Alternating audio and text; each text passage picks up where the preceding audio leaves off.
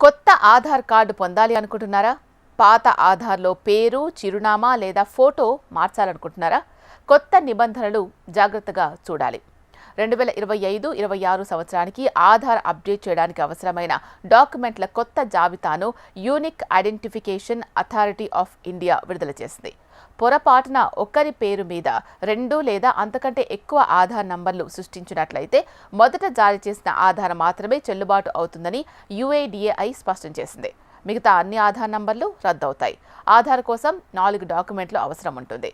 Identity proof కింద మీరు passport, PAN card, voter ID card, driving licence, ప్రభుత్వం లేదా ప్రభుత్వ సంస్థ జారీ చేసిన ఫోటో గుర్తింపు కార్డు, అలాగే జాబ్ కార్డ్, పెన్షనర్ గుర్తింపు కార్డ్, కేంద్ర ప్రభుత్వ ఆరోగ్య పథకం, ex servicemen contributory health scheme card, transgender ID కార్డును డాక్యుమెంట్గా చూపించాల్సిన అవసరం ఉంటుంది. ఇక అడ్రస్ ప్రూఫ్కి వచ్చేసి విద్యుత్, నీటి బిల్లు, గ్యాస్, ల్యాండ్లైన్ బిల్లు లేదా బ్యాంక్ పాస్బుక్ లేదా bank statement, ration card, passport, driving licence, అద్దె ఒప్పందం రిజిస్టర్డ్గా ఉండాలి. పెన్షన్ డాక్యుమెంట్, రాష్ట్ర కేంద్ర ప్రభుత్వం జారీ చేసిన నివాస ధృవీకరణ పత్రాన్ని మీరు అందించాల్సి ఉంటుంది. ఇక బర్త్ సర్టిఫికేట్కి సంబంధించి స్కూల్ మార్క్ షీట్, పాస్పోర్ట్, మీ పుట్టిన తేదీ రాసిన పెన్షన్ డాక్యుమెంట్, పుట్టిన తేదీతో కూడిన రాష్ట్ర లేదా కేంద్ర ప్రభుత్వ సర్టిఫికేట్ ఉపయోగించుకోవచ్చు.